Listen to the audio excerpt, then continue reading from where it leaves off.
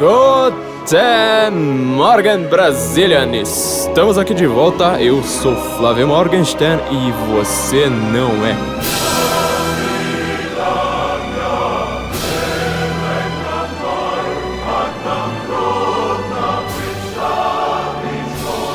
Este, para quem não sabe, é o podcast do Senso em Comum. Neste podcast nós estamos certos. Se você discorda da gente, você está errado. É um longo caminho até o topo, mas a gente sempre dá os atalhos. Basta concordar com a gente.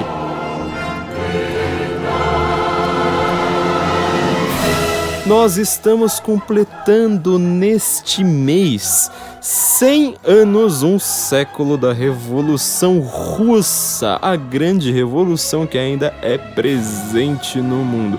Os seus efeitos ainda podem ser sentidos em 2017, um século depois de Lenin chegar a Moscou, saudado por uma multidão de bolcheviques na Estação Finlândia, o famoso rumo à Estação Finlândia, como é o nome do livro do Edmund Wilson, contando a história do socialismo, a história das ideias socialistas, desde antes de Marx até exatamente essa chegada de Lenin à Estação Finlândia em São Petersburgo, completando 100 anos agora. Quais são estes efeitos? O que a gente tem para dizer a respeito da grande revolução russa que tanto move paixões até hoje? Ela move tantas paixões que você pode analisar os partidos de esquerda no Brasil, eles têm diferenças entre si em relação à condução da Revolução Russa. Você vai ter um partido, por exemplo, juntando maoístas e stalinistas, ou seja, marxistas-leninistas, né, como os próprios stalinistas se autodefinem, que é o PCdoB, que ele rachou com o PCB exatamente pelos rumos da Revolução Russa. Ou seja, será que quem deve guiar a Revolução Russa, mesmo depois desses protagonistas estarem mortos, será que deve ser Lenin? Será que deve ser Stalin? Será que a gente precisa de Trotsky? Por causa da briga que existiu na Revolução Russa, esses partidos estão brigando até hoje, falando, mas espera aí, eu sou um leninista, não, eu sou um trotskista, eu sou um maoísta, e assim por diante.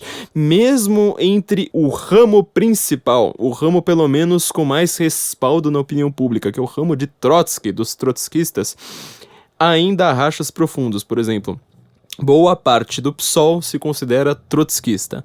Partidos como o PSTU também se consideram trotskistas. Eles também são inimigos mortais, radicais, violentíssimos do PCO, que também é trotskista. Ou seja, não é só porque o partido foi mais para a esquerda do que os outros que significa que ele necessariamente é stalinista.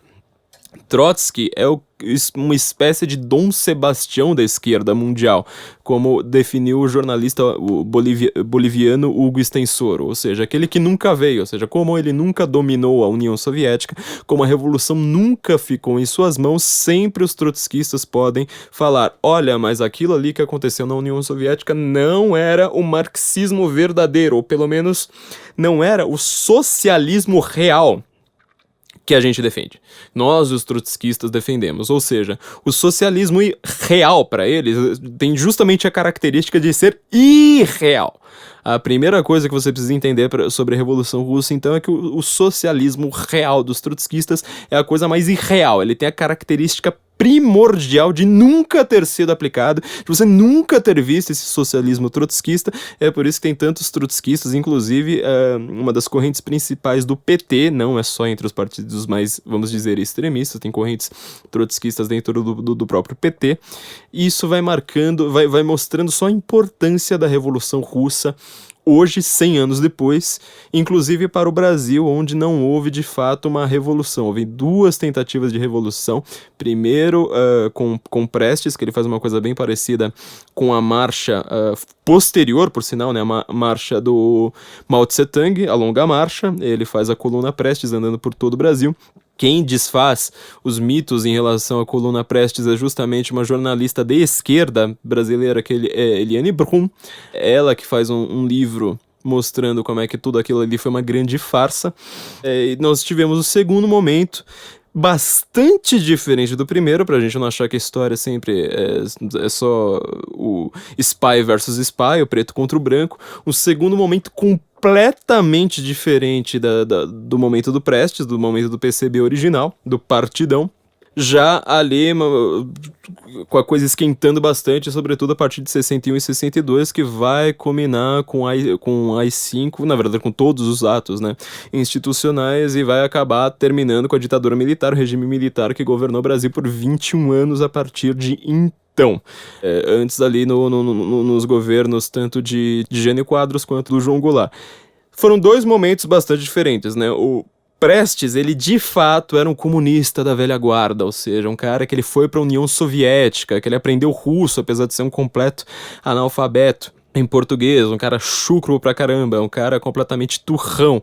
Ele foi pra União Soviética, ele tinha acesso e tinha ordens ali vindo direto de Moscou. Olha, o que você precisa fazer no Brasil, assim, assim, assim, assado. Já os revolucionários da década de 60, que eu não vou definir um ano exato, mas os revolucionários da década de 60, foram várias, vamos dizer, gerações, contando gerações ali pelo menos a cada 10 anos, foram pelo menos ali umas 3 ou 4 gerações desses intelectuais, desses ativistas, desses terroristas em muitos casos, desses militantes, e as suas crias posteriores, eles eram bem diferentes, ou seja, eram jovens, eram muito jovens, eles não tinham acesso nenhum a Moscou, o máximo que se tinha eram alguns específicos que eles tinham, na verdade, ordens vindas de Cuba, quando Cuba já tinha feito a sua revolução, já queriam fazer um satélite na América Latina, satélite russo na América Latina, um satélite soviético que era Cuba. Cuba, então, seria o eixo primordial, ou seja, tudo o que acontecesse em matéria de movimento socialista em toda a América Latina, fosse no Peru, fosse no Uruguai, fosse no Brasil, deveria se reportar diretamente a Cuba. Então já não tinha mais nada a ver com a União Soviética, era uma coisa completamente indireta, eram jovens, não eram lá, vamos dizer, não tinham inteligência política, pelo menos, ao menos, que Prestes tinha, então são dois momentos completamente diferentes.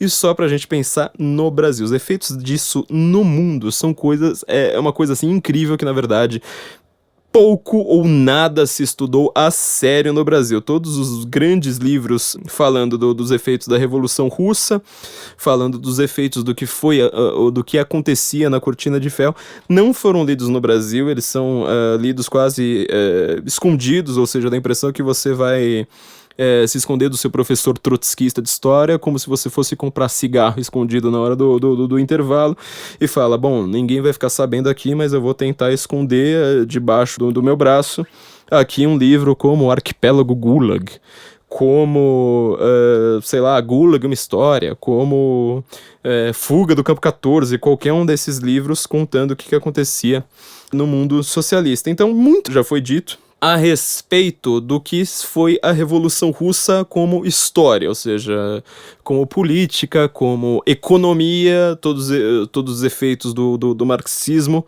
na vida prática, física, cotidiana das pessoas. Inclusive, um dos livros que eu mais recomendo em relação a isso é um livro do Orlando Figes, não é o último livro dele, eu já comentei desse livro alguns episódios para trás.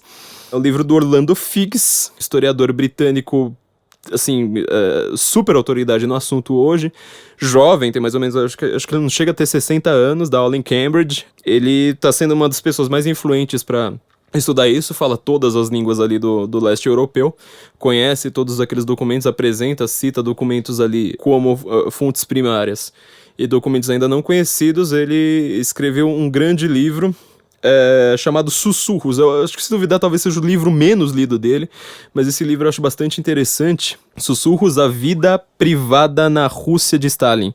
Tô com tanto livro aqui que tá meio confuso até pra mim. Trouxe uma pilha aqui de livros pra serem analisados hoje. Livro do Orlando Figes, Sussurros. Ele faz uma coisa que eu acho, assim, o primordial, o trabalho que nós precisamos fazer no século XXI para entendermos o que foi, de fato, o socialismo. Qual é o efeito, quais são as consequências a longo prazo da Revolução Russa, da Revolução de Outubro.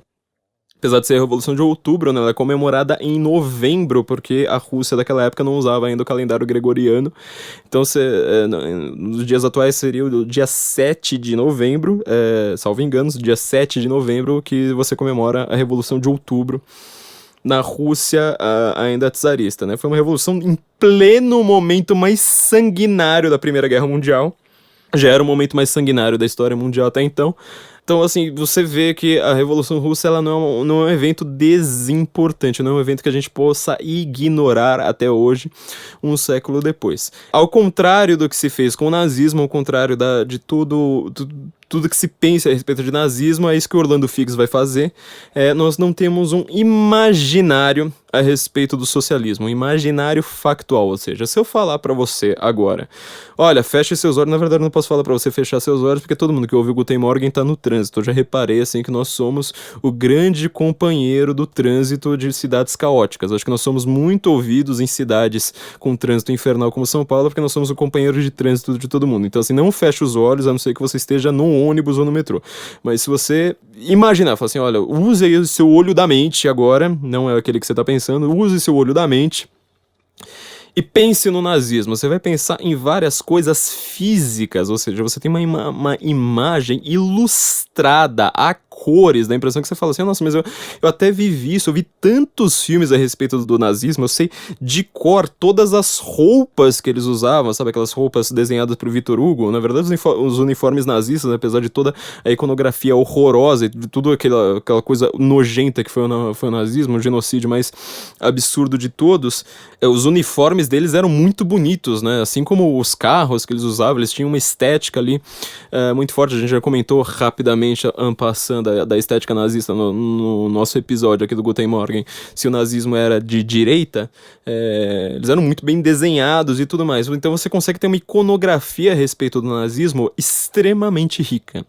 Dá a impressão que você já viu um campo de concentração, mesmo sem nunca ter pisado em Treblinka, em Auschwitz, você consegue ter uma memória afetiva, visual, em relação ao nazismo. Quanto ao socialismo, você não faz nem ideia do que aconteceu. Assim, se eu falar pra você, olha, feche os olhos, imagine como é Moscou, você não consegue, entendeu? Se eu falar, olha, tente imaginar como é que é a vida na União Soviética em 1950, você não consegue. Se eu falar da revolução já expandida, ou seja, do Comintern inteiro, fazendo tudo aquilo, assim, tente imaginar como é a vida na China socialista, na China do Mao Tse Tung. Você não consegue. O nosso visual, a nossa imagética em relação a isso é muito pobre, extremamente pobre. Tente imaginar então como é que era a vida privada na Rússia stalinista, que é isso que o Orlando Figes vai fazer nesse livro SUS. Você faz ideia de qual que é a diferença? Por exemplo, antes da Revolução, como é que uma família jantava? Como é que uma família agora vai jantar pós-Revolução? Isso vai fazer uma diferença brutal.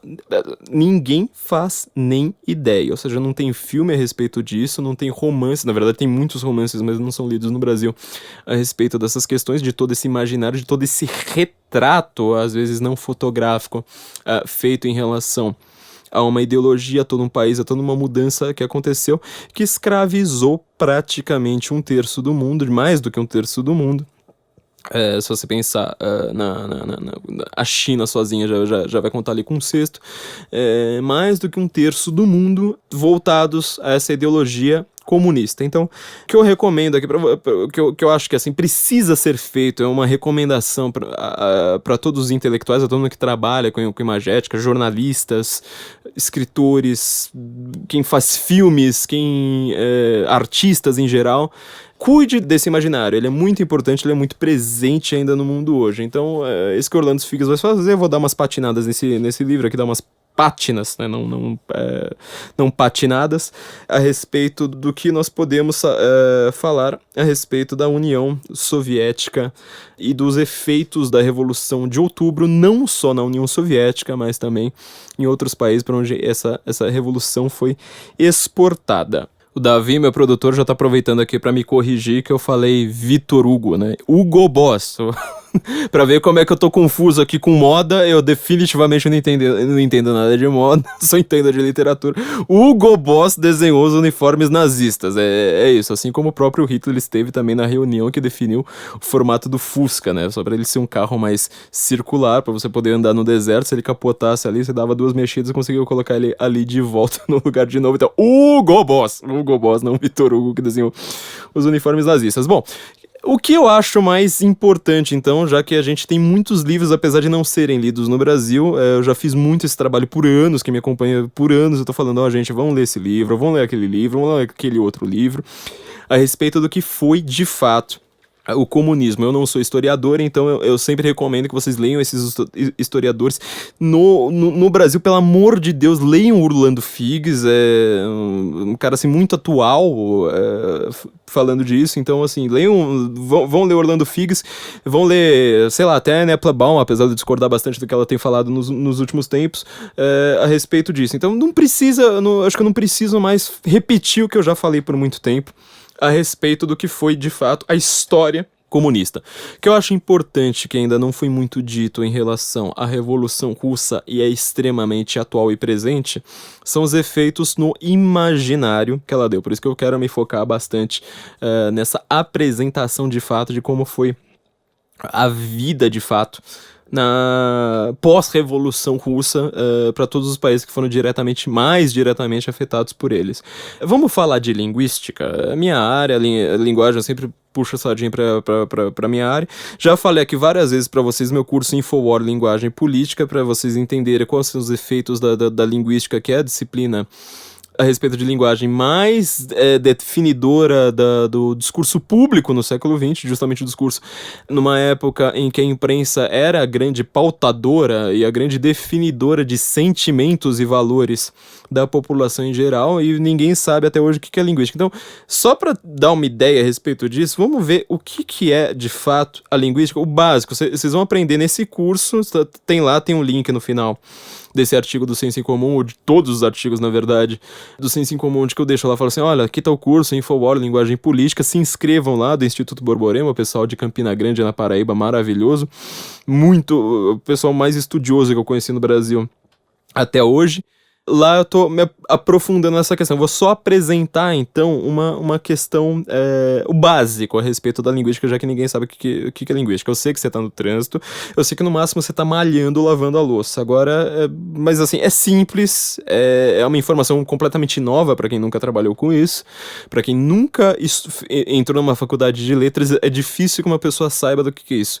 É razoavelmente simples, mas talvez, assim, é um pouco chocante de entender. Com que trabalha a linguística e como é que isso aí foi tão importante para o assunto que a gente vai tratar hoje. A linguística moderna, a linguística que se chama hoje de estruturalista, linguística ali de Ferdinand de Saussure, suíço, o rapaz, ele vai definir como estudo da língua, não estudo da linguagem. Ou seja, você vai estudar uma língua em particular e sua relação com as outras línguas, assim vai. Você vai estudando línguas.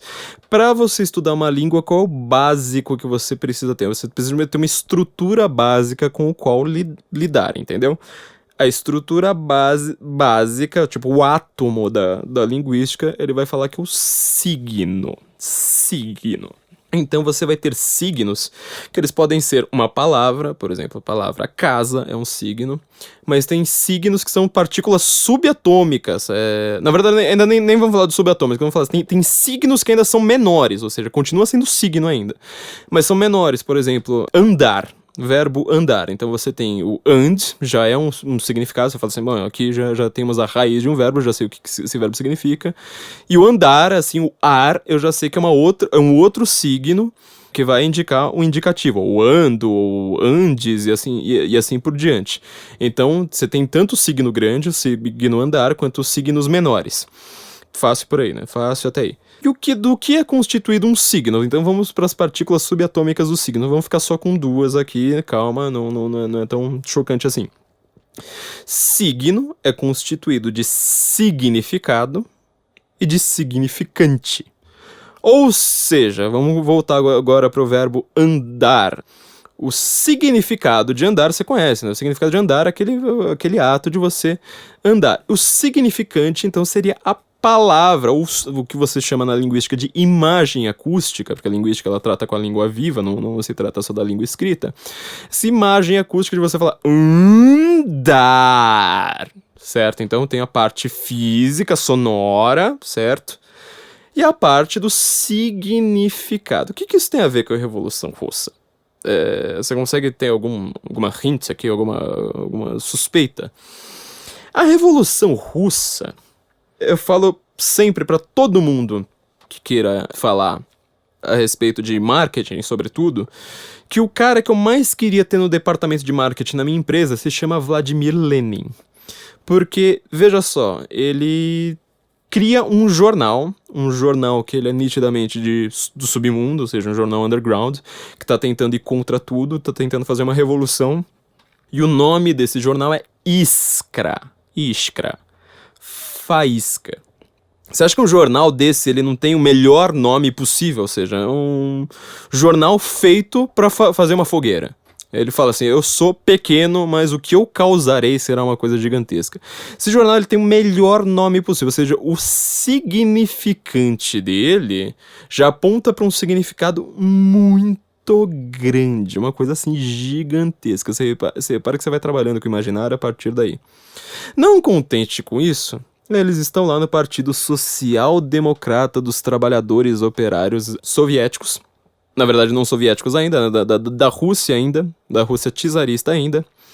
Ele tá lá nas disputas desse partido. Esse partido, assim, tem horas que ele quer fazer acordos com o governo provisório, tem hora que ele quer dar pra trás, tem hora que ele fala, bom, não sei o que a gente vai fazer aqui com a Revolução de 1905, antes ainda, com o czar, com os velhos membros daquele estado gigantesco que já era a Rússia. A gente não sabe o que a gente vai fazer com a polícia política, não sabe de nada. Eles estavam lá sempre se decidindo. E a parcela que tinha a minoria dos votos estava lá sempre no cantinho, tomando um nabo em todas. Falando, essa a gente perdeu, nessa votação a gente perdeu também, essa votação a gente também perdeu. Até que um belo dia, não lembro agora exatamente em qual votação, eles conseguiram uma maioria. Falaram assim, nós somos a maioria, nessa votação específica. Lenin imediatamente levanta e fala assim, gente... Já que o Partido Social Democrata dos Operários Russos ele está completamente rachado, a gente está numa briga eterna aqui, vamos nomear essas duas partes, criar dois novos partidos. O partido que... o partido de vocês aí, ele tá com a minoria nessa votação, então a gente vai chamar ele de partido menchevique. E nós que somos a maioria, nós vamos ser chamados de partidos bolchevique, ou seja, partido maiorista. Nós defendemos a maioria. Você acha que ele vai perder alguma votação depois dessa? Você imagina você criar no Brasil hoje o partido maiorista. A partir do momento que você tem realmente, de fato, que você é realmente a maioria, e você dá o nome pro seu partido de partido maiorista, pronto, você criou uma dinastia infinita, meu amigo. Só matando todo mundo que você tira esse cara do poder. E esses caras, ou seja, você pode matar o atual, você vai ter que matar o posterior, você vai ter que matar praticamente o partido inteiro, senão eles não vão sair do poder. Você repara como... Se o signo na linguística, ou seja, vamos voltar a essa estrutura básica do imaginário linguístico. Se o signo ele é constituído por significante e significado, você vê que o Lenin ele não está muito ligando para significado, tanto que ele deu o nome do partido dele de maiorista, mesmo que na maior parte das votações ele não tinha a maioria de fato, certo? Ele não tá lá muito interessado nessa questão de significado, de uma realidade objetiva, prática, factual, ao qual você precisa se curvar para falar o que você fala. Ele tá extremamente interessado no significante.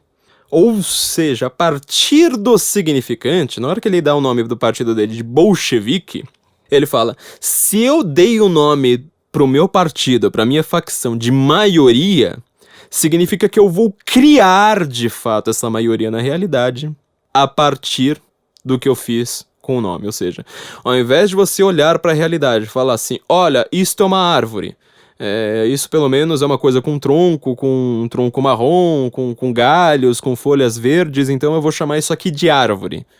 Como você sempre fez no mundo. Você faz o contrário, ao invés de você ver uma coisa, então descrevê-la e dar um nome, você faz exatamente o contrário, ou seja, você dá um nome para uma coisa, meu partido ele se chama maiorista, e a partir disso você vai ter a maioria. Entendeu? A primeira vez no mundo em que isso foi feito em larguíssima escala, muito mais do que, por exemplo, na Revolução Francesa ou qualquer outro evento de grande porte no mundo, a primeira vez em que a supremacia das coisas ficou no significante, não no significado, foi na Revolução Russa, nas mãos de Vladimir Lenin. Os stalinistas, inclusive os stalinistas atual, que osar, e não só osar, como eles são extremamente influentes. Por exemplo, se você perguntar para as pessoas aleatoriamente nas ruas, para os universitários, fala assim: me diga, universitário, você que está aí andando, você que se veste mal, você que não tomou banho nesta semana, tô vendo que você deve ser universitário de humanas. Me diga rapidamente, aleatoriamente, qual é o maior historiador do século XX? Eric Hobsbawm. O cara não vai te deixar terminar a pergunta. Ele vai falar: Eric Hobsbawm foi o maior historiador do século XX. Eu falo assim: mas espera aí, você faz história? Fala: não, eu faço sociologia. Fala assim: bom, então você não deve conhecer muitos historiadores. Não é minha prática mesmo. Bom, então, já que você fala que o Eric Hobsbawm é o maior historiador do século XX, me fala quem é o segundo maior historiador do século XX. Tempo. Você viu? O cara, ele simplesmente, ele pensa em Eric Hobsbawm como o maior, simplesmente como o único que ele conhece. Ele não parou pra pensar, ele não foi uma coisa assim que passou pela sua cabeça cogitar a ideia de que, na verdade, talvez o Eric Hobsbawm não seja tão grande assim, simplesmente seja o historiador que ele conheça. Que, na verdade, talvez ele conheça um historiador bem ruinzinho. Um historiador extremamente secundário, um historiador cujas ideias são basicamente propaganda política. E o que Eric Hobsbawm tem a dizer a respeito de Stalin, se você acha que Stalin não é tão influente assim no mundo de hoje? Vamos ouvir aqui uma entrevista que ele deu pra BBC, quando o entrevistador pergunta pra ele, fala assim: mas espera aí, o Stalin, ele matou 40 milhões de pessoas. Você acha que isso aí era válido? Era válido matar 40 milhões de pessoas pra se atingir o comunismo? Vamos ouvir a resposta de Eric Hobsbawm. Down to is saying that had the Radiant Tomorrow actually been created, the loss of 15, 20 million people might have been justified. Yes. Reparou, né? Não sou eu, não é uma invenção minha. Tipo, stalinistas existem e eles falam claramente pra própria BBC, falando: eu acho que sim.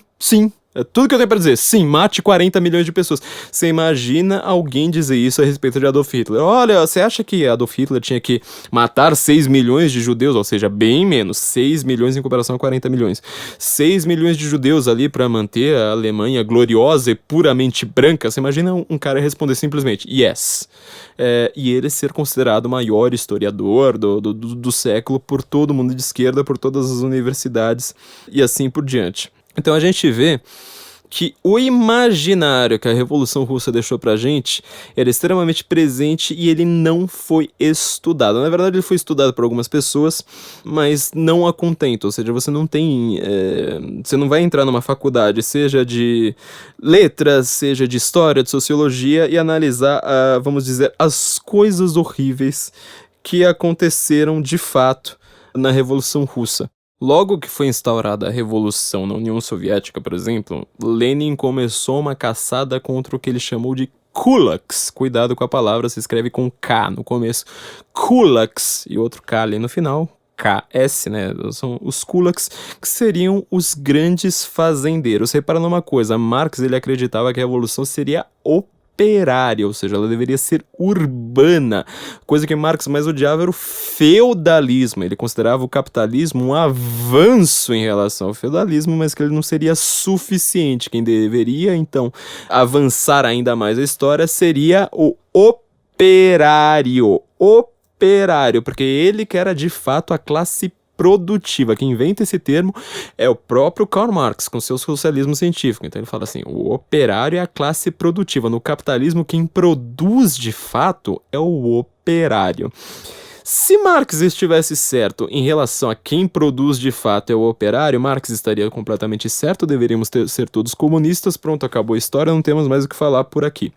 O único problema é que você lembra que, a despeito de tudo que foi dito a respeito da obra marxista, tanto por economistas quanto por filósofos, ele não conseguiu perceber de fato quem é que era o produtor na história. E para isso você veja a teoria da exploração do socialismo e comunismo do Eugen von Böhm-Bawerk, Vou deixar o link ali, coisa que eu sempre digo, né? Voltando aqui ao capitalismo nosso, toda vez que você quiser comprar qualquer coisa na Amazon, use os links do Senso em Comum, vai ter o link para esse livro da editora LVM, editora do Ludwig von Mises, do Instituto Mises Brasil. Vou deixar o link para vocês, que ele analisa se de fato o capitalista está explorando o operário. Mas se fosse mesmo o operário, seria, de fato, Marx estaria certo, simplesmente a gente precisaria fazer uma revolução, tomar todos os meios de produção dos capitalistas e falar assim, nós é que produzimos, vocês não produzem nada, vocês simplesmente exploram a gente, porque a gente que trabalha, vocês que ficam com dinheiro. Acabou a história, pronto,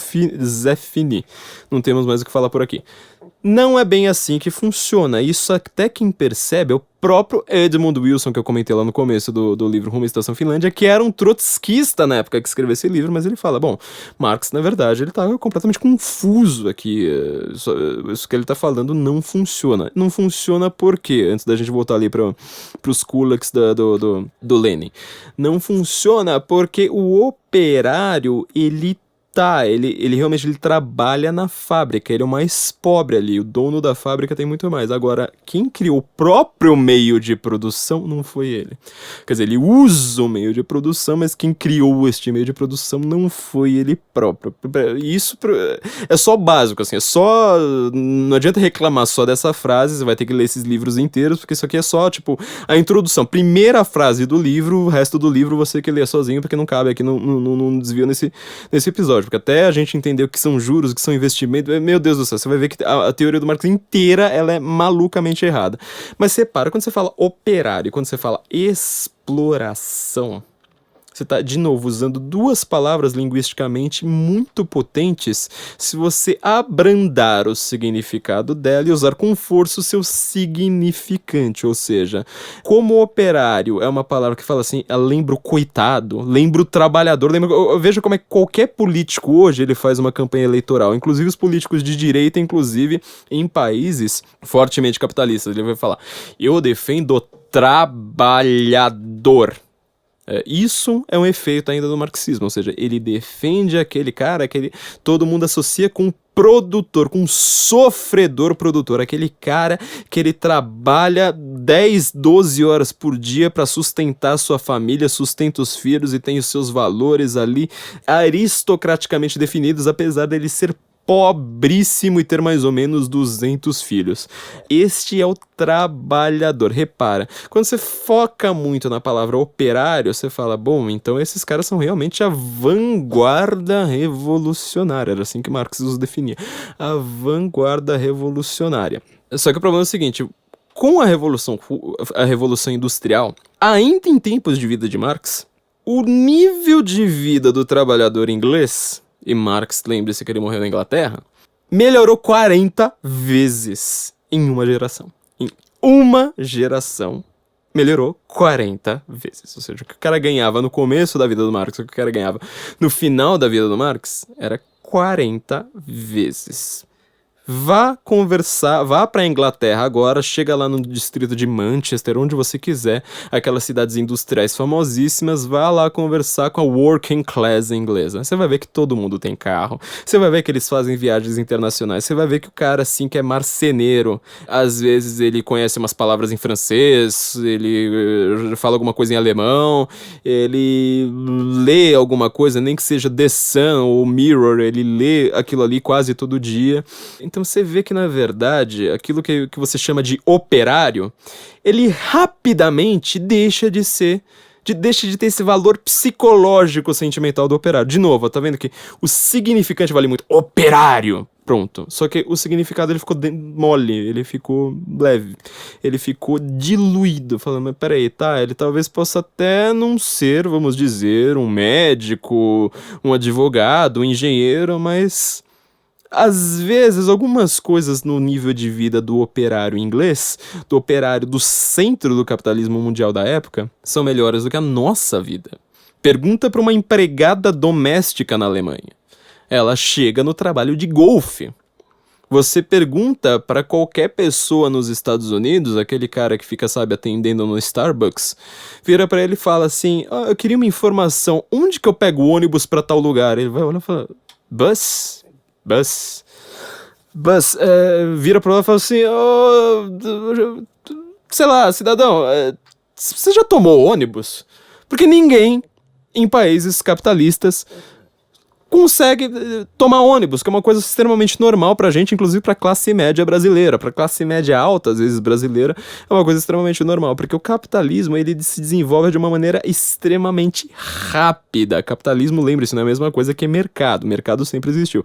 Capitalismo foi uma invenção da modernidade ali, da Revolução Industrial, que é esse acúmulo de fato de investimentos, poupança, etc, etc.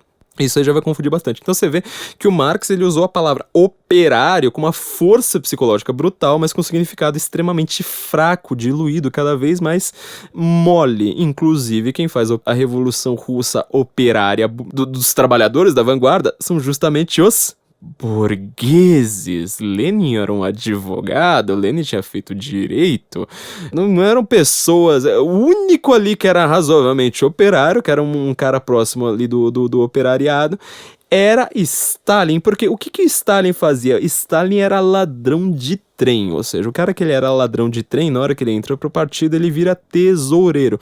Tesoureiro, veja o PT, veja que todos os tesoureiros do PT foram presos.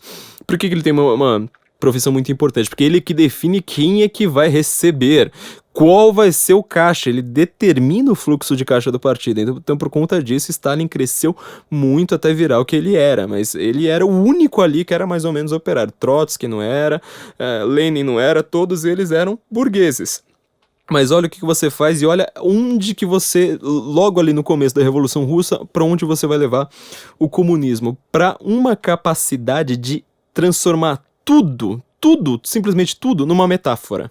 Ou seja, a coisa ela não é mais... Lembra lá do Partido Bolchevique, lembre-se do nome da revista ali, do jornalzinho do Lenin, né? O Iskra, a Faísca. Tudo vira uma metáfora, você não tem mais uma capacidade de explicar as coisas factualmente, olhando para elas e falando, isso aqui é isso. Com a dialética do Marx, você vai olhar tudo de uma maneira metafórica, ou seja, você fala assim, bom, olha para aquela pessoa, eu quero defender aquela pessoa. Fala assim, mas espera aí, aquela pessoa... pensa num artista, pense num artista da Globo, pensa num humorista atual, pensa em qualquer gente da esquerda brasileira, por exemplo. Você fala assim, mas peraí, esse cara é rico. Esse cara, ele vive de explorar os outros. Esse cara é podre de rico e você é mais pobre que ele. Eu falo assim, então, mas é que ele tem os valores do operariado. Entendeu? O operário vira uma metáfora. Ele é como se fosse um operário. Entendeu? Ele é um operário par excellence. Ele é um operário, assim, por brios. Ele virou um operário pelo que ele define, ou seja, um pensamento de classe.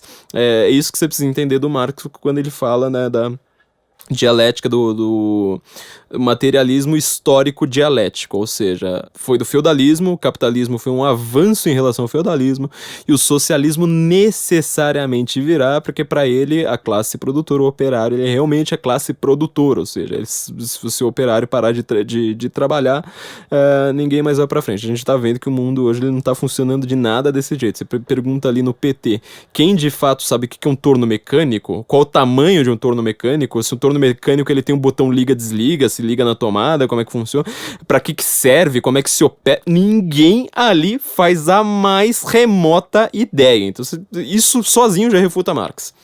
Você já coloca Marx inteiro ali numa situação extremamente problemática. Mas todo mundo ali se diz, nós somos os trabalhadores. Falando, com o que você trabalha? Eu sou artista. É mais ou menos isso que acontece no mundo hoje. E o Lenin, voltando agora pra história ali do Lenin, quando ele faz uma revolução justamente num país agrícola, que não tinha nada a ver com toda essa descrição do Marx, tinha nada a ver, tanto que ele usa como símbolo a foice e o martelo, né? Foice, o lado agrícola, martelo, o lado urbano. Ele começa a criticar os grandes fazendeiros, os kulaks, que eram como eles eram chamados pejorativamente, ou seja, eram grandes, na verdade seria assim, a espécie de classe média rural. Não eram necessariamente os grandes fazendeiros, né? Ou seja, os latifundiários, como a gente chamaria no vocabulário brasileiro atual, mas eles eram produtores rurais razoavelmente grandes, que eles conseguiam produzir para si próprios e também vender. O único problema, como a gente vai ver aqui no Orlando Fix, nos Sussurros, ele acompanha algumas famílias de kulaks contando a sua história. É um livrinho, eu sei, o livro tem, deixa eu ver, Antes de chegar na bibliografia, ele tem mais ou menos 750 páginas. Mas é um livro rápido de se ler, porque assim, são só histórias, então é uma coisa assim, chocante. São histórias assim, que você nunca imaginaria que você ouviria. O Lenin, ele percebe assim, que ele faz uma reforma agrária, ele pega as terras dos kulaks, causa uma fome desgraçada. Lenin morre logo, né? Stalin é quem vai realmente implementar isso na quinta marcha. Então ele fala assim, bom, peraí, o kulak era aquele, a gente pegou a terra de todos os kulaks. Então vamos fazer o seguinte, agora a gente vai pegar a terra de quem tem uma fazenda um pouquinho menor. Agora estes são os kulaks. Aí todo mundo vai lá, começa a expropriar a fazenda, MST aparece lá, começa todo mundo roubar as fazendas, faz a sua reforma agrária, e falta ainda mais comida. Então o Stalin fala assim, não, mas peraí, agora o pequeno fazendeiro, ele também é kulak. E assim vai por sucessivas vezes, até causar coisas como a fome de Holodomor, que ninguém estuda no Brasil, então não acho que Holodomor é um reino do Senhor dos Anéis, ou, enfim, vai causando uma fome desgraçada. Holodomor, na verdade, a gente costuma dizer que ele matou entre 4 e 6 milhões de pessoas. Sempre tomem cuidado com esse censo que fazem de morte em relação ao comunismo, porque todas essas estatísticas, todas, sem a menor dúvida, elas estão chutadas para baixo. Por um simples detalhe, você fala daquele tipo de morte que é catalogada. Você fala, olha, em tal cidade a gente percebeu que nos hospitais, sei lá, 200 mil pessoas naquela cidade morreram de inanição nesse período. Significa que são as únicas mortes causadas pelo socialismo? Na verdade, foram muito mais. Provavelmente a cifra de mortes do socialismo, do comunismo, no século XX, chega a mais de 200 milhões. O único problema é que a gente não tem como catalogar cada uma delas. A gente vai lá pelo que você tem documentos factuais falando, isso aqui é de fato culpa do comunismo, etc. Um dos historiadores, posso até procurar o link e deixar pra vocês depois, ele fala que provavelmente o Holodomor ele matou mais de 20 milhões de pessoas. A fome do Holodomor na Ucrânia também é continuação desse processo de expropriação das fazendas, e de repente só tem fazenda improdutiva.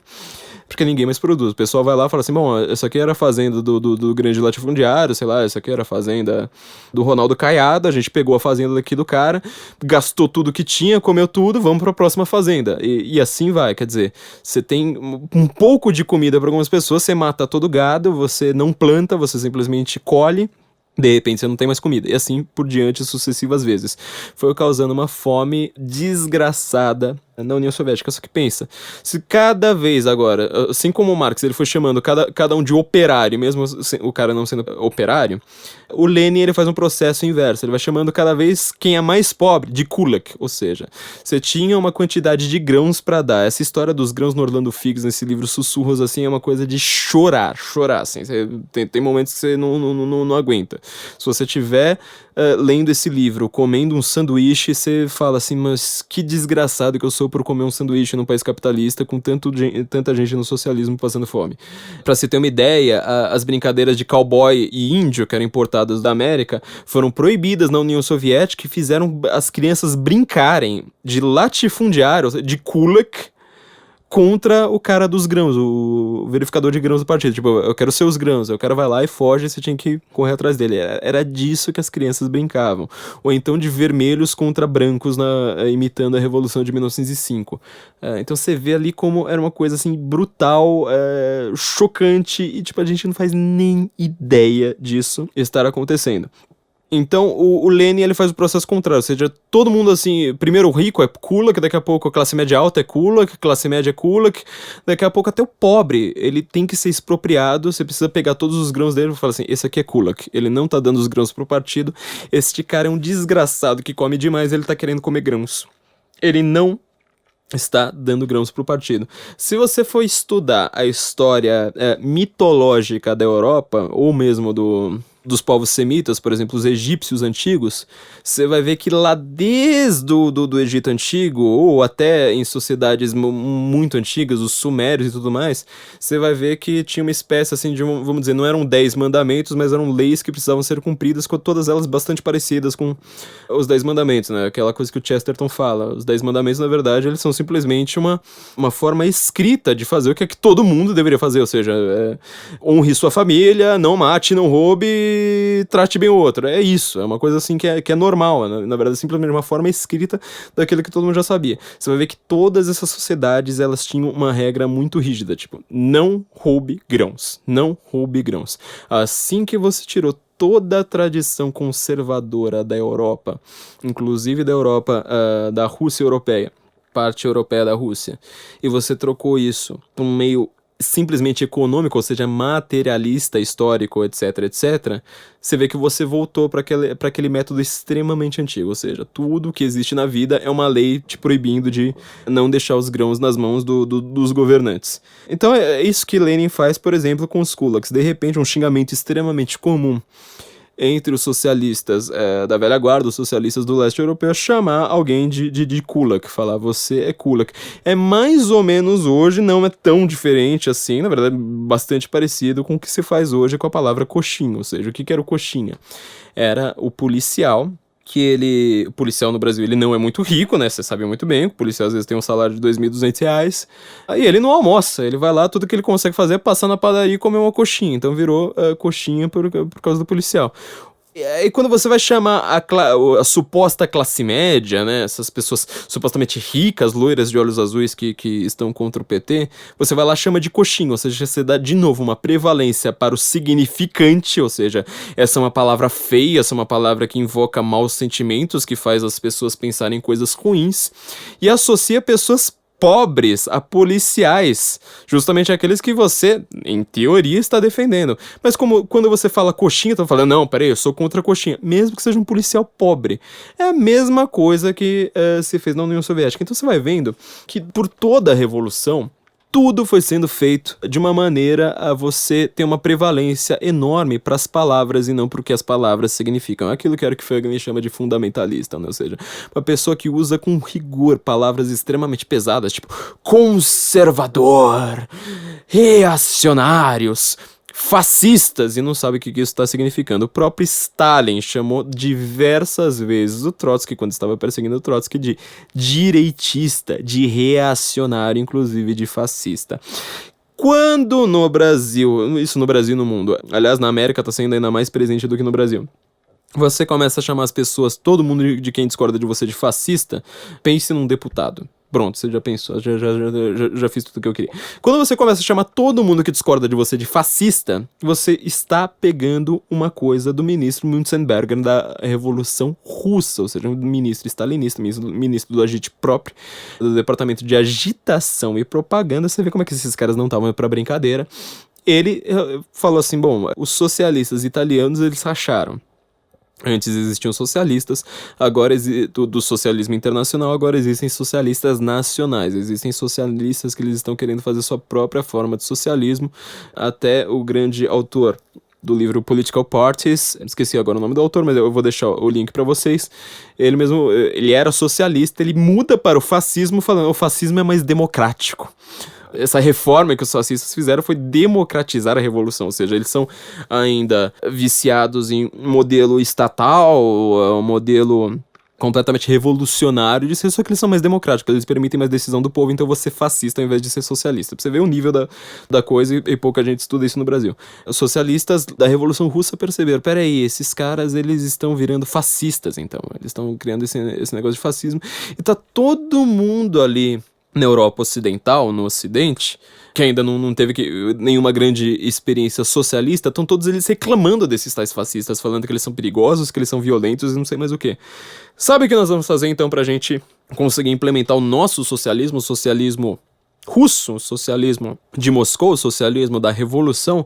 Vamos nos considerar antifascistas. Então o Münzenberger, ele faz essa coisa. Ele é o grande vendedor da ideia de que a esquerda ela é antifascista, sendo que eles estavam pregando justamente uma versão ainda menos democrática do que o fascismo. Você vê como é que a prevalência de significantes ele é uma coisa determinante na política hoje? Tudo isso começa com a Revolução Russa, gente. Tudo que vocês falam a respeito de discussões na internet depende rigorosamente da Revolução Russa, porque ela deu uma predominância física, praticamente, a primazia de que se você falar uma palavra, se você usar uma palavra que ela tenha um poder imagético, um poder psicológico muito grande, como, por exemplo, Iskra, o nome do jornal do Lenin, Faísca, Partido Bolchevique, o Partido Maiorista, chama alguém de kulak, chama alguém de fascista, tudo isso depende da Revolução Russa, isso é extremamente presente na política atual, mesmo daquelas pessoas que elas não têm nenhuma relação mais com a Revolução Russa. Como exemplo claro, a gente pode usar a própria palavra comunismo. Comunismo. Qual que é o problema com essa palavra? São vários, na verdade eu posso dar só uma pincelada aqui. Comunismo foi aquilo que já estava definido há muito tempo como utopia, como um sistema por vir. Ele não era um sistema factual, ele era um sistema ainda por vir. O Archie Brown, eu tô com o livro dele aqui, esse livro talvez seja meio difícil, não sei se vocês vão conseguir na Amazon. O livro da Record também chama Ascensão e Queda do Comunismo, tem uma resenha minha no site Amálgama. Também aqui tem, deixa eu ver quantas páginas, tem antes de chegar nas notas, tem mais ou menos umas 700 páginas, vamos dizer assim, 720 páginas. Ele vai contando também, de uma maneira, vamos dizer, razoavelmente rápida, toda a história ali, desde de pré-Marx até a dissolução da queda do Muro de Berlim, já ali com o Papa São João Paulo II, Lech Walesa, todos aqueles movimentos, Ronald Reagan, Margaret Thatcher e tudo mais. Tem também histórias horríveis, a forma como ele vai mostrando a Constituição da Coreia do Norte, uma coisa assim, simplesmente hilária assim, de se ver quando você consegue abstrair a tragédia. Ele discute bastante essa palavra comunismo, inclusive ele usa no livro inteiro, Ascensão e Queda do Comunismo. Ele usa a palavra comunismo no livro, geralmente com letra maiúscula. Ele fala assim, os comunistas, quando eles tomaram o poder em tal lugar, os comunistas, não sei mais o quê. Só que ele diferencia, ele usa em poucas vezes no livro o comunismo com letra minúscula, falando comunismo com letra minúscula é aquela utopia de uma sociedade sem Estado que o Marx fala, que seria o comunismo inexistente, ou seja, o socialismo real dos trotskistas. Só que ele fala assim, tem alguns problemas, a gente não pode usar a palavra, seria de uma certa forma errado usar a palavra socialista para definir o que aconteceu no leste europeu, em Cuba e em outros lugares do mundo a partir da Revolução Russa. Ou seja, primeiro de tudo, eles se autodeclaravam comunistas. Eles não tinham partidos chamados socialistas. Eu já escrevi isso no podcast número 10, eu falei disso pela primeira vez aqui no Guten Morgen, no episódio a respeito de George Soros. Já fiz alguns textos no Senso em Comum a respeito disso, que esse uso moderno da palavra socialismo como uma espécie de versão ultra-radical da social-democracia, ele foi acontecer a partir da década de 50. Ou seja, Stalin morreu, se eu não me engano, em 53, já é uma coisa assim, pós-Stalin. Você pergunta para um universitário médio, inclusive para aquele universitário, sabe aquele cara do Enem, que ele chegou no Enem com 17 anos, deu entrevista para sei lá que jornal, com uma camiseta da Foice e Martelo, escrito CCCP, das Repúblicas Socialistas Soviéticas, ele falou, 17 anos eu acho um absurdo que denota acima de 0 para quem vai contra os direitos dos gays na redação do Enem. Pergunta rapidamente para ele, você que tá aí com a camiseta do comunismo, quem entrou no poder na União Soviética depois que Stalin morreu? Tempo. Repara, ninguém sabe. O cara como o Khrushchev, que ele foi o governante por mais tempo na história da União Soviética, ninguém sabe nem quem é ele. Eu saí do ensino médio sem saber quem era esse desgraçado. Você vê o nível do nosso ensino. E olha que a aula de história é uma das poucas que eu realmente prestava atenção. Falar de Andropov, falar do Beria, ninguém nem faz nem ideia de quem são esses caras. Só que eles se chamavam comunistas. Eles falavam, nós somos os comunistas, nós somos o Partido Comunista. Como é que tá a reunião do Partido Comunista da China agora? A reunião do Partido Socialista, né? Eles falam, nós somos comunistas, mesmo essa China agora já aberta ao mercado. Nesse sistema misto bizarro deles. Todos eles falam que eles são comunistas.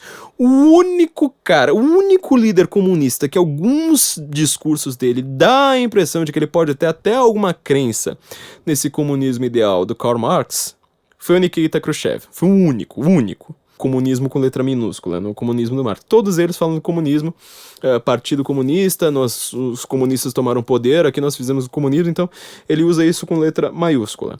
Segundo ponto, O movimento comunista, ele é internacional, até que é um ponto aqui que eu discordo do Art Brown, que ele para definir assim, se algo é comunista ou não no livro dele, ele fala que precisa pertencer ao movimento comunista internacional, por isso que ele considera que nenhum país africano ele é comunista de fato. Eu falo, mas peraí, você tem alguns países africanos que eles fizeram parte indireta, tudo bem, de uma maneira extremamente própria, do movimento comunista internacional, inclusive o Zimbábue, Angola, a própria Palestina teve envolvimento com isso. Então foram vários partidos, se você pensar no Gaddafi, por exemplo, o Saddam Hussein, todos eles estavam fazendo uma versão muito própria ali do comunismo, mas eles estavam tentando, eles falavam de fato, nós somos socialistas, a gente quer fazer uma união socialista árabe, uma união comunista subsaariana e assim por diante. Então é um ponto que eu discordo ali um pouco dele, mas ele fala assim, o comunismo, ele é internacional, por definição.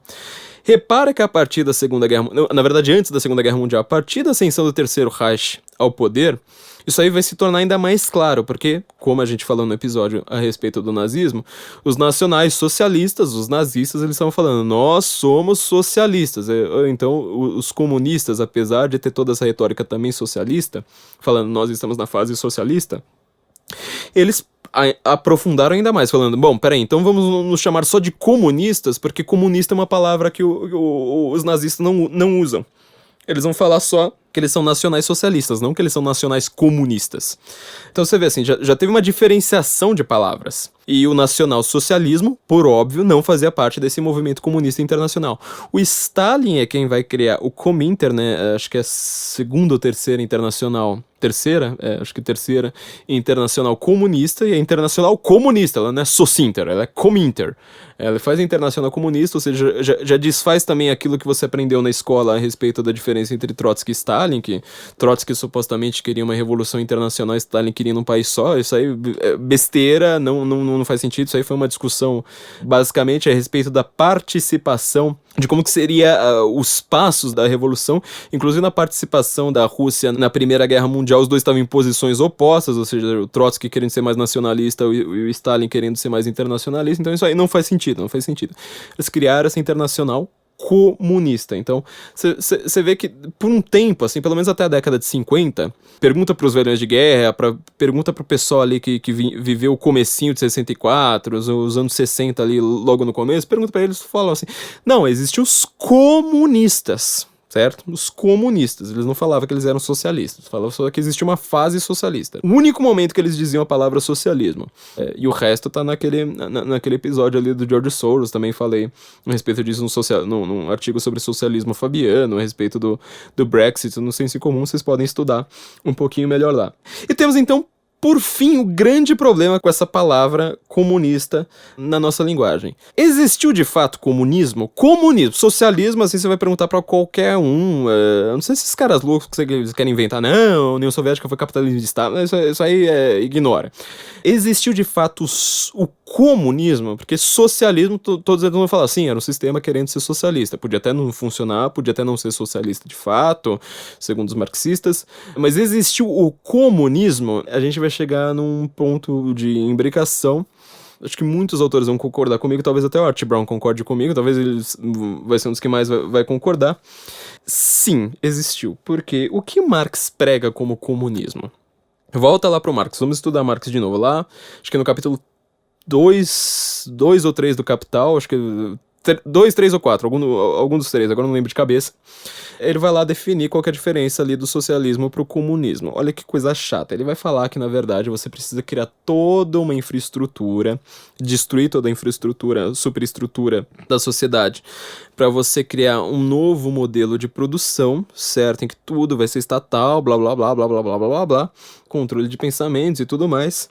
E com isso, você vai criar a fase socialista. Ou seja, nessa fase socialista é tudo estatal, é a verdadeira ditadura do proletariado. Tome cuidado com essa expressão. O que significa ditadura do proletariado? Para o Marx, toda forma de democracia, toda forma, na verdade, de sistema político, ela defende o ideário de quem manda no sistema, ou seja, desde lá dos faraós no Egito, defende o ideário faraó, no feudalismo medieval defende a igreja católica, assim vai. Então na modernidade que ele vai perceber que esses movimentos democráticos que que ele entende, eles são teatrais. Esse é o único ponto que ele concorda provavelmente com Tocqueville, por exemplo. Tocqueville também fala, a democracia ela é um teatro, mas a conclusão de cada um vai para posições completamente opostas. Marx vai falar, ela é um teatro porque ela defende o ideário da classe dominante. Logo, por exemplo, como é que Marx veria um país como o Brasil? Ele fala assim, bom, enquanto tiver o PT no poder, a democracia ela é proletária. Na hora que você tira o PT do poder, tem, por exemplo, o Temer, tudo bem que só os petistas votaram no Temer, pronto, agora ele é um regime da classe do Michel Temer, um regime do PMDB. Nesse ponto até a gente pode concordar, né? Porque ninguém, na verdade, gosta do Temer, simplesmente ninguém. Então é um regime completamente temerista. Só o próprio Temer gosta, nem o PMDB gosta do Temer. Assim como antes com o FHC, era um regime da classe média.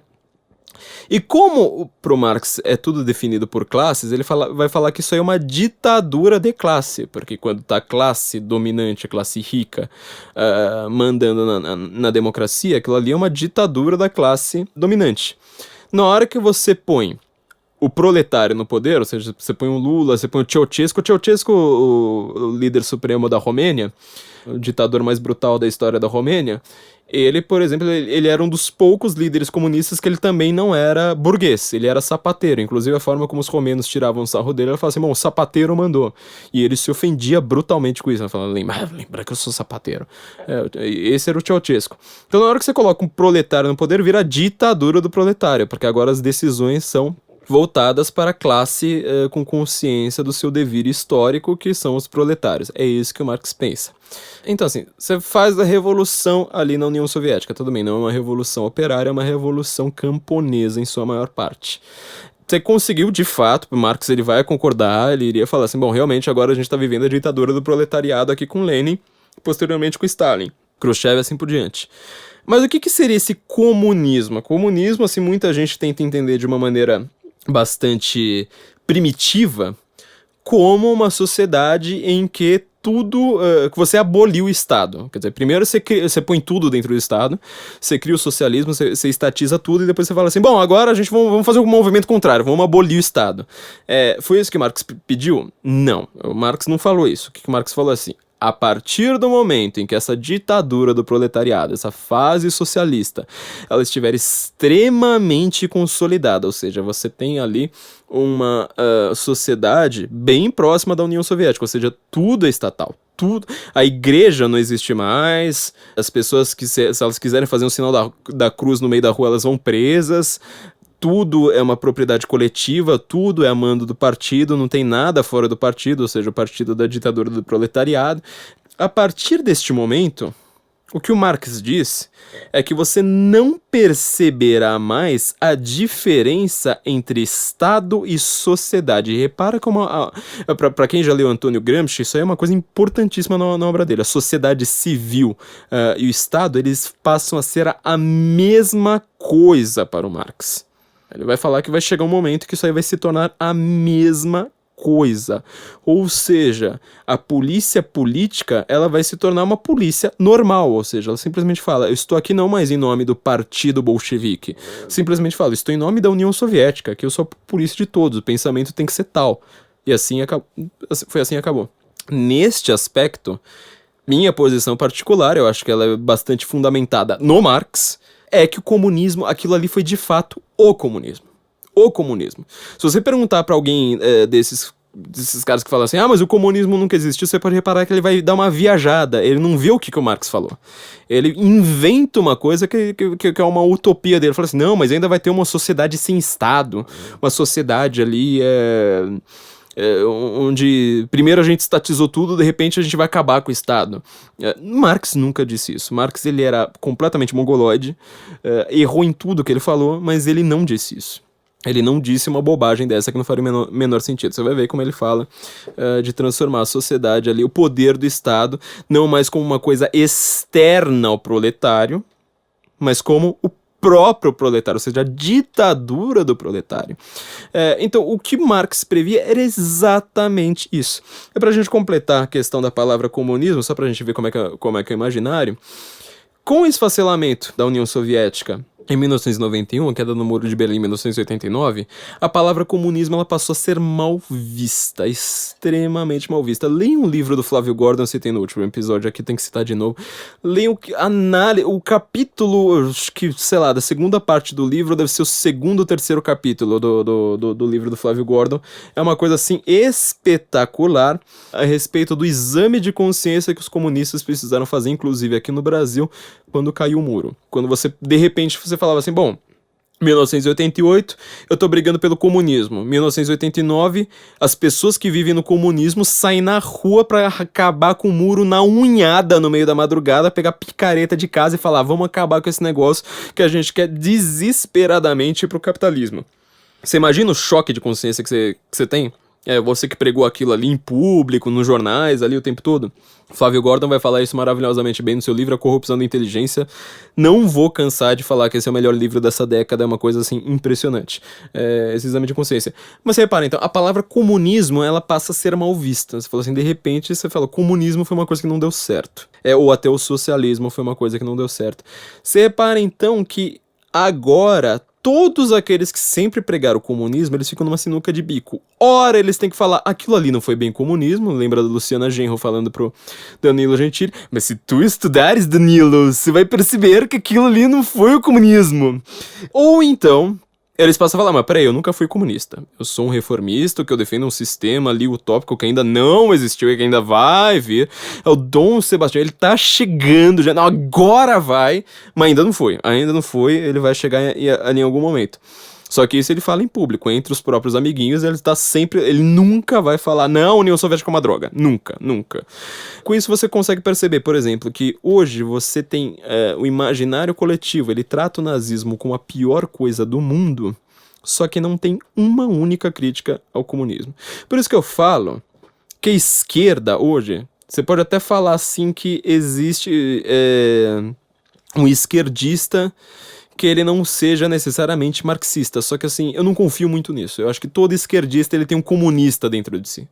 Um comunista mesmo, um comunista da velha guarda, porque senão ele seria aquele cara que na hora dele xingar um direitista, ele falaria, você tá parecendo Stalin.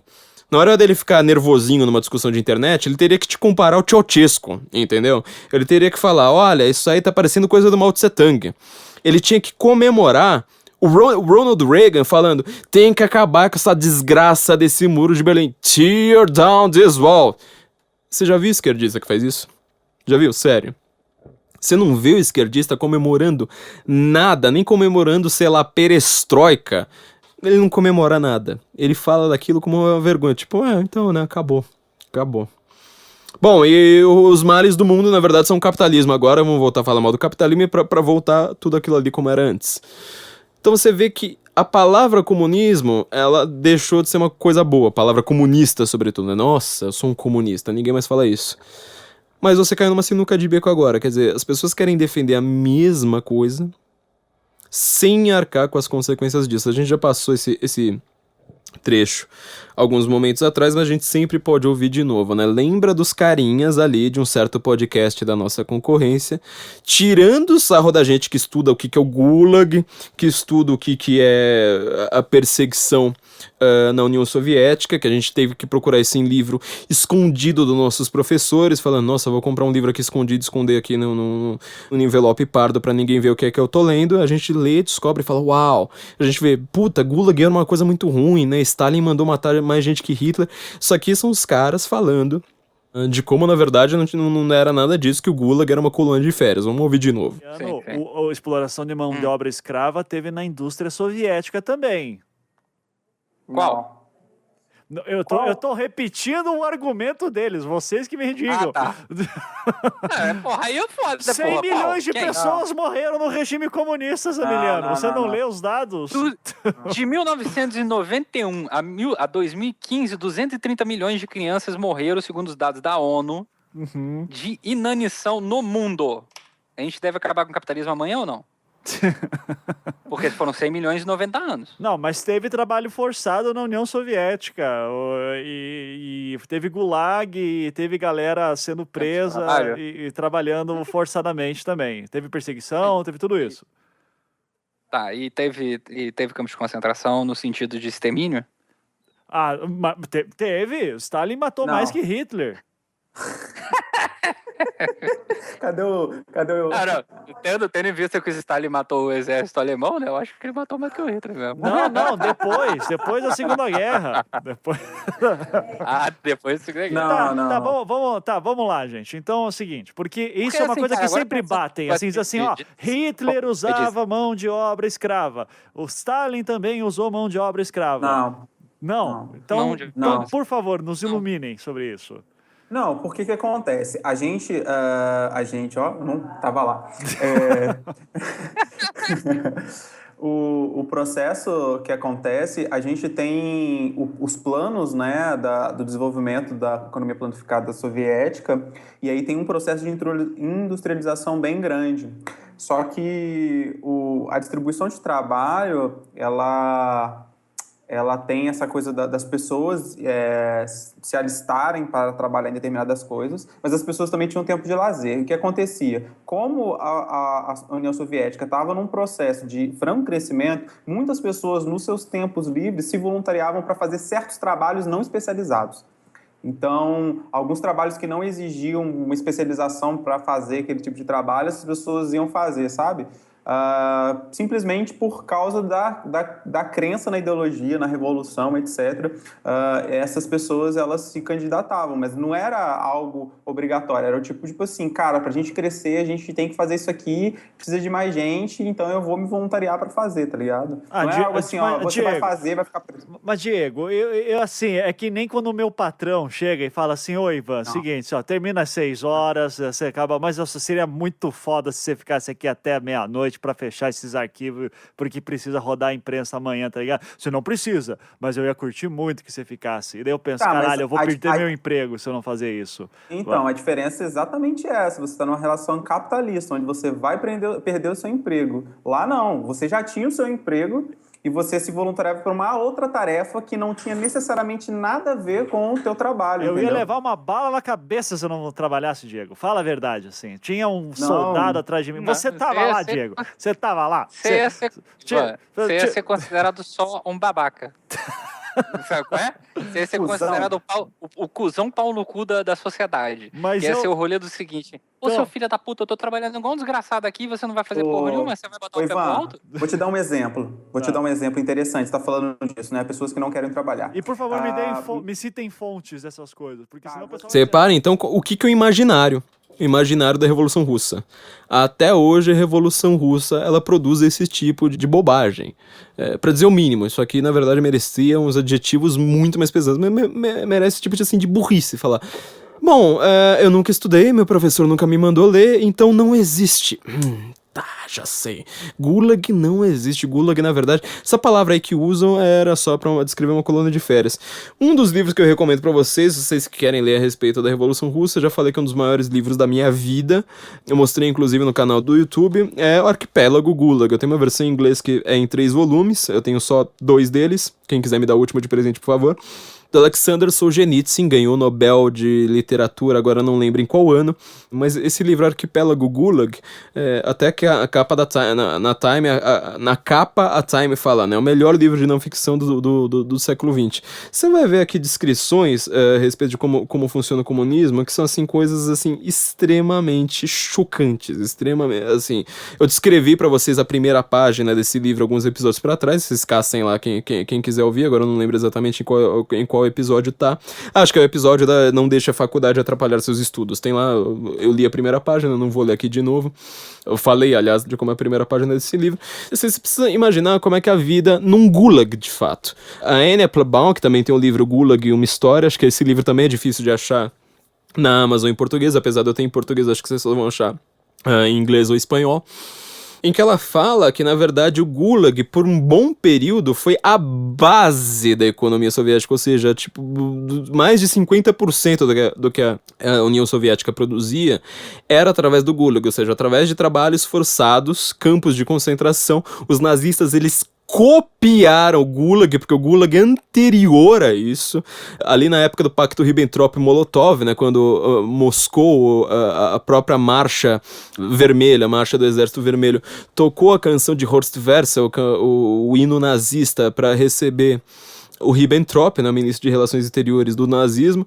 A suástica foi hasteada no aeroporto de Moscou, né? Na época desse pacto entre os nazistas e os comunistas, era uma coisa assim tão presente, tão gigantesca, que simplesmente todo o arsenal de guerra, tudo aquilo que foi feito pra guerra, toda a economia da guerra, ou seja, extrair zinco, ferro, tudo aquilo que se precisava pra guerra, foi tudo produzido no Gulag. Tudo, simplesmente tudo. E a base da economia soviética, então, ela foi o Gulag. E nessa representação do Ribbentrop na União Soviética, ele levou gente para estudar o Gulag e falar, bom, eu preciso fazer uns desses na Alemanha. O que foi que ele fez? Ele fez Auschwitz, ele fez Treblinka, ele fez Dachau. Tudo aquilo que você trata com horror absoluto, falando assim, olha, o inferno na Terra era Auschwitz, era um campo de concentração nazista, aquilo ali que tem filme que não acaba, é o Pianista, é filme do Spielberg, Pianista por cena do Polanski, e assim por diante. Você tem uma imagem visual daquilo mesmo, assim, não é uma imagem que você consegue colocar na sua cabeça, assim, invocar na sua cabeça, memória mesmo, afetiva. Você não tem do Gulag. E o Gulag foi bem pior. O Gulag, ele geralmente matava mais do que os campos de concentração na Alemanha. Isso foi a base da União Soviética. A União Soviética ela foi construída em cima disso. No livro aqui do Orlando Figes, agora eu não lembro exatamente se foi no Sussurros ou se foi na Tragédia de um Povo, que é o livro mais famoso dele. Não lembro de cabeça, como tem página demais agora eu não consigo pesquisar aqui correndo. Ele fala da construção do canal do Mar Báltico ao Mar Branco. Um canal extremamente perigoso, um lugar extremamente difícil, era uma espécie de transamazônica da União Soviética, não fazia... Tudo bem, era um pouco mais economicamente viável, mas assim, o gasto para você construir aquele canal talvez tenha superado o lucro que você tenha obtido com aquele canal. Foi feito simplesmente com prisioneiros, as condições que ele descreve, as surras, a forma como aquilo ali era feito era do tipo assim, bom, hoje morreram quantas pessoas tentando construir esse negócio? Bom, hoje foram 857. Bom, então a gente já tá meio complicado, né? Ontem morreram 600, então a gente tá morrendo 257 pessoas a mais, não dá pra gente continuar nesse nível, vamos ter que tentar matar por dia ali só 200, talvez, seja um número mais adequado. E assim por dia, todo santo dia, assim, e a gente não faz a menor ideia. A gente não faz ideia do que é isso. Então, tudo que a gente tem que estudar sobre comunismo, a gente estuda escondido. Orlando Figes é um autor que você precisa ler, extremamente atual. Outro livro que eu recomendo pra todo mundo aqui, isso aqui foi só as primeiras coisas que eu peguei na estante. O Davi aqui, meu produtor de som, tá tirando sarro aqui dos livros que eu trouxe, só porque eu não consigo carregá-los. Me trouxe uma cadeira aqui só pra eu ler. Fuga do Campo 14. Esse livro é curtinho, gente, ó. Revolução. Qual o grande problema do mundo hoje? Chuta aí um problema. Me fala um país que ele seja complicado no mundo hoje. Acho que você provavelmente citou Coreia do Norte. Por que a Coreia do Norte existe? Porque existem duas Coreias, Coreia do Norte e Coreia do Sul. Por causa da Revolução Russa, meu amigo. Por causa da Revolução Russa. Se não fosse a Revolução Russa, não teria gordinho maluco. Esse gordinho maluco, hoje ele seria um varredor de rua. Seria, no máximo, um cara tomando bullying ali dos amigos na escola na Coreia. E acabou o problema. Existe isso por causa da Revolução Russa. É um fato da vida. Não tenho culpa. Eu nem falo coreano. Não tenho nada a ver com essa história. O Campo 14... de todos o que seria o Gulag coreano, né, um campo de concentração ainda mais violento do que o Gulag original, são os piores campos de concentração já feitos no mundo, talvez só perdendo para os do Pol Pot, que matou 1/4 da própria população ali em menos de 6 anos. Esse livro, Fuga do Campo 14, ele conta a história de um jovem chamado Shin, a história contada pelo Blaine Harder, que é um repórter aqui, se eu não me engano, ele é da The Economist, também da PBS. Ele faz entrevistas com o Shin pra descobrir o que foi que ele conseguiu, porque ele é o único prisioneiro até hoje catalogado que conseguiu fugir desse campo 14, que seria uma espécie de pavilhão 9, pior campo de concentração de todos os campos de concentração da Coreia do Norte. Você lê o primeiro capítulo, você fala, nossa, isso foi a pior coisa que eu li na vida, isso aqui, assim, não dá pra acreditar no nível de maldade, no nível de ruindade das coisas. Aí você lê o segundo capítulo, você fala, nossa, foi pior que o primeiro. Meu Deus do céu, não, esse segundo capítulo foi realmente horrível. Aí você chega no terceiro capítulo, você fala, nossa, mas o primeiro capítulo tava simplesmente, assim, um parque de diversões perto disso aqui. Tava Disneyland. Assim por diante. Você chega no final do livro, assim, você emagrece provavelmente uns 20 quilos. Você não vai conseguir comer mais nada, porque ele vai contando o que é a vida num campo de concentração pro Kim Jong-un poder ficar explodindo bombas que cheguem até o Japão e querendo chegar até os Estados Unidos. Então, assim, eles têm que fazer limpezas, limpar fezes, limpar tudo com as mãos, assim, não tem luva, não tem uma pazinha, tudo com as mãos. Pra quem não entende o que é a defesa dos conservadores, os valores da família, acho que isso é simplesmente falar, nossa, vamos espancar gays, você vai entender com esse livro da melhor maneira possível que são os valores da família, porque no socialismo, ou seja, no comunismo da Coreia do Norte, acho que nenhum país chegou tão claramente, descaradamente comunista quanto a Coreia do Norte. Neste comunismo norte-coreano, eles não têm mais família, ou seja, as pessoas, sobretudo quem é prisioneiro de um campo de concentração, estão lá há gerações. Um crime, ele custa até a terceira geração da pessoa, ou seja, os filhos vão crescendo, tudo já dentro do campo de concentração. Eles não têm nenhuma educação a respeito nem de Marx, nem de nada. Ele fala assim, não, o mundo é essa cidade aqui que você conhece, o mundo é trabalhar. Ele nunca viu um globo, ele não sabe que existem outros países no mundo, ele não sabe de nada, ele simplesmente trabalha lá, apanha, todo santo dia, e ele não tem mais família, porque ele virou um prisioneiro. Então como é que é feito?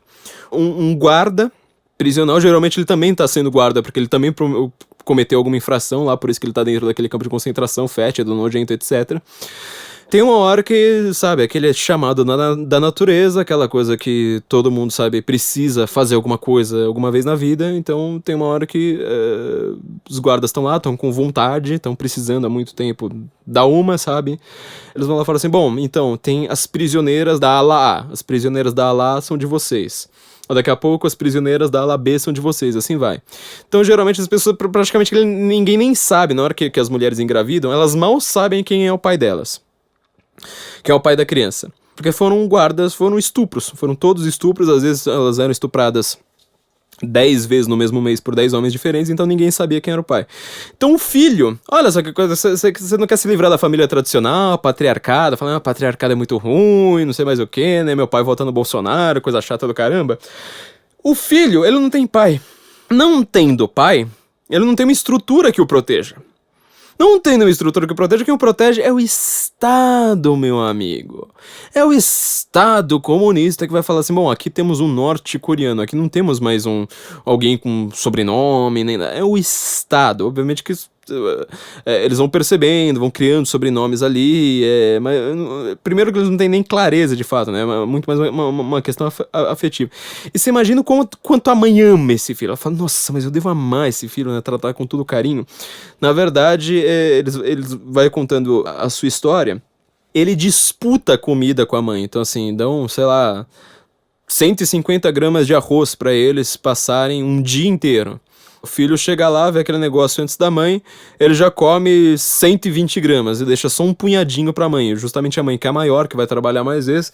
Então a mãe chega e espanca o filho loucamente, falando, desgraçado, você comeu toda a minha comida, seu desgraçado filho de uma égua. Isso é Coreia do Norte, gente. Então assim, você olha pra Coreia do Norte fazendo piadinha, né? Todo mundo faz só piada, todo mundo esquece que a Coreia do Norte existe de fato. Que ela é pior que o nazismo, quer dizer, ninguém faz piada com Hitler, ninguém faz piada com judeus que morreram no campo de concentração. Mas com a Coreia do Norte, tá vendo como a perivalência do significante sobre o significado? Ninguém se preocupa com o significado real da Coreia do Norte. Ela existe, tem gente morando ali, tem milhões de pessoas que sofrem aquilo ali. Ninguém sabe como é que é o imaginário de falar assim, nossa, eu só vejo o gordinho explodindo míssil, fazendo teste de míssil sorrindo, eu só vejo isso. Eu não vejo o que é a vida na Coreia do Norte, eu não sei como é que é. Então esse livro ele vai contar isso pra você, você vai se sentir enojado, você vai se sentir mal, você vai querer vomitar, você vai emagrecer. É um livro que você precisa ler, meu amigo. Então são algumas recomendações que eu deixo aqui pra vocês. Uma outra recomendação que eu deixo, não dá pra falar muito da China aqui, porque bom, eu já estourei muito tempo, mas Mao, a história desconhecida de Jung Chang, eu não sei pronunciar o nome dela, Jung, né, como se fosse Jung, Chang, e John Halliday, que se não me engano é marido dela, tenho quase certeza disso. John Halliday, eu também vou deixar outro livro que ele tem mais ou menos umas 700 páginas aqui pra você, tem um pouquinho menos, assim, 600, se bem que tem muita nota também, né? 600 páginas, conta aí umas 600 páginas. Contando toda a história de Mao Tse Tung, desde a da época que ele nasceu até o poder. Mao Tse Tung também ele era um cara tão simpático, matou 70 milhões de pessoas, né? Ela mesmo também comenta esse negócio de falar assim, quantas pessoas mal matou? Quando você chega num hospital, a pessoa tá com inanição, ela morre por causa de uma outra doença, vai ter muita gente falando, tá vendo, mas não foi o comunismo que matou. Se você for contabilizar de fato quantas mortes foram derivadas daquele sistema econômico, você provavelmente só na China você passa de 100 milhões, meu amigo, só na China. E ela fala que o Mao, quando ele começou a fazer aqueles seus planos, os planos quinquenais são do Stalin, mas os seus planos econômicos, o novo passo pra frente, aquele tipo de coisa, um atrás do outro, as pessoas elas tinham que comer casca de árvore. Falou assim, não tem mais comida, não tem mais. Ele pegou todos os nossos grãos, não temos mais a menor capacidade de subsistência, as pessoas começaram a comer grama e casca de árvore. Essa coisa que as pessoas mais comiam na China. E outra coisa também, isso aqui é especial para quem fica na internet caçando, fazendo virtue signing ou procurando virtudes alheias, você tem que ver como é que é o julgamento do mal. Inclusive tem fotos do julgamento do mal aqui no meio desse livro, julgamentos que eu falo assim que o mal fazia, né? Ou seja, que ele propagava para as pessoas. Era uma coisa assim do tipo, olha, hoje estamos todos aqui reunidos, nós estamos na assembleia aqui de sei lá que cidade que é, qualquer assembleia, a gente precisa ver por que a gente não atingiu a produção de grãos que era devidamente exigida. Então as pessoas falavam assim, bom, eu preciso dedurar alguém. Então ele vai lá, aponta pro cara e fala assim, aquele cara ali, eu vi que ele ele passou hoje 2 minutos mandando nudes pra namorada dele no WhatsApp. Então ele não trabalhou o dia inteiro. Ele teve 2 minutos de folga que não deveria. Então o cara era brutalmente espancado horrendamente. Aí no dia seguinte ele falava assim, bom, hoje eu não ser espancado, então eu vou denunciar alguém antes de mim. Então começava um jogo de denúncias que até hoje é presente na China. Então você vê que o chinês, hoje, ele não é ligado à ideia de amizade. Você não consegue pensar no chinês e associar, tipo, o povo chinês, ele é muito... O forte do chinês é a hospitalidade, a amizade entre si. Você pode reparar que até nos filmes ele é sempre assim, o desconfiado, é sempre o cara que tá passando a perna um no outro e tudo mais. Você acha que o chinês sempre foi assim? Você acha que, sei lá, desde Lao Tse, o chinês é assim? Não, isso aí foi uma coisa inventada por Mao. Não contente com isso, sua grande revolução cultural, ele acabou com toda a cultura chinesa, sabe? Monumentos milenares, livro, literatura, ainda mais que Mao era viciado em literatura, lia o dia inteiro. Ele acabou com tudo, falou assim, não, todo mundo só pode ler agora o meu grandiosíssimo livro vermelho. Então, quando você vai saber o que é a vida cotidiana no comunismo, talvez você tenha uma ideia um pouco diferente, sabe? O que o comunismo mais fez, o que essa revolução russa mais fez, foi uma grande mudança no imaginário coletivo, né? Aqui só lembro de uma piada que tem no livro do Foi-se o Martelo, do Ben Lewis. Ele fala que alguém estava visitando o túmulo do Lenin e o guarda virou para ele e falou assim... Lenin está morto, mas suas ideias vivem. E o cara só olhou e falou assim, eu queria que fosse o contrário. O Brasil comemorou, partidos brasileiros comemoraram esses 100 anos da Revolução Russa. Os únicos lugares que não comemoraram foram, nem a China comemorou direito. A Rússia não comemorou. Os cubanos não foram à rua comemorar. Ninguém comemora, entendeu? Então, assim, pra você ser um grande socialista, a primeira coisa que você precisa fazer é não entender nada do que você tá falando. Quando você não entende nada, você fala tudo no abstrato. E aí, quando você está no abstrato, vira tudo abracadabra, ou seja, vira uma palavra mágica, do tipo, eu sou operário, a predominância do significante sobre o significado. Eu sou um operário, o que você faz? Eu jogo videogame e tenho um canal no YouTube. Mas você não sabe nem fazer, não sabe nem colocar uma porca num parafuso, meu amigo. Você não faz nem ideia do que foi esse movimento operário. Você não faz ideia do que é ser proletário, de fato, ou seja, só ter a força de trabalho da sua própria prole para vender. Hoje em dia você pode reparar como o capitalismo ele muda tudo, muda de uma maneira extremamente rápida. É impossível ter um proletário hoje, é praticamente impossível, a não ser em zonas extremamente periféricas, porque o filho ele custa caro hoje. Você mudou tanto a divisão do trabalho que agora o filho não é mais the poor man's land, ou seja, o filho ele não é aquela coisa lá do camponês que tinha 20 filhos para todos eles trabalharem a terra e fala, pronto, agora eu tenho dinheiro. Não, agora é o contrário, cada filho ele tem mais custo, é o contrário. Em vez de cada filho ele te dá mais lucro, ele te dá mais custo. Então você tem um filho, no máximo 2, e as pessoas falam disso, falam, operário, o proletário proletário, fala da classe média chamando ela de burguesia. Fala, meu, a classe média nem vive mais de comércio, seu animal. A classe média é funcionária pública. Ela é bem o contrário. Então, o que eu deixo aqui de recomendação para todos vocês é ético. Acho que a linguística é uma ciência que ainda tem muito a oferecer em relação a isso, sobretudo porque todos os linguistas são comunistas, né? Linguística é uma ciência de comunista. Então, revertam isso, tomem essa ferramenta das mãos deles e analisem também o plano simbólico. Esse plano simbólico, muito mais do que o plano político, ou muito mais ainda que o plano econômico, ele é quem é dominante. Até hoje, ele que faz a Revolução Russa ser tão presente no mundo, os efeitos da Revolução Russa serem tão presentes, factuais e atuais no mundo até hoje, e não qualquer questão político-econômica da vida. Deixo aqui um último recado para vocês: acessem o Brasil Paralelo, vocês que estão querendo se livrar dessa doutrinação que a gente está falando. Todos os nossos professores são trotskistas ou têm alguma ideologia positivista, algum reducionismo desse tipo. Se vocês quiserem aprender história do Brasil de fato, conheçam o Brasil Paralelo. Tá chegando, agora acabou de sair o 3º episódio, nós estamos com muita coisa. Tem uma palestra minha no final no 5º episódio, eu também vou aparecer. Entrem pelos links ali do Senso em Comum, ou seja, entra ali sensoemcomum.org e clique em qualquer artigo, lá no finalzinho vão ter o link do Brasil Paralelo. Comprem essas temporadas, você tem tanto uma história ali do Brasil, um panorama rápido sobre a história do Brasil no YouTube, em 5 episódios de 20 minutos cada, formando uma espécie de filminho, qualidade de cinema maravilhosa, como você também pode acessar todas as palestras, tem tanto do ano passado quanto dessa temporada atual, comprando toda a série. No Brasil Paralelo, vocês podem comprar por aqueles links do Senso em Comum. E por favor, gente, se você gostou, aprendeu alguma coisa, perdeu amigos, percebeu que você tá mais certo agora e perdendo mais amigos, não deixe de deixar sua avaliação pra gente. Entra lá na iTunes, fala assim: olha, esse podcast é sensacional, 5 estrelas, bacana, muito legal.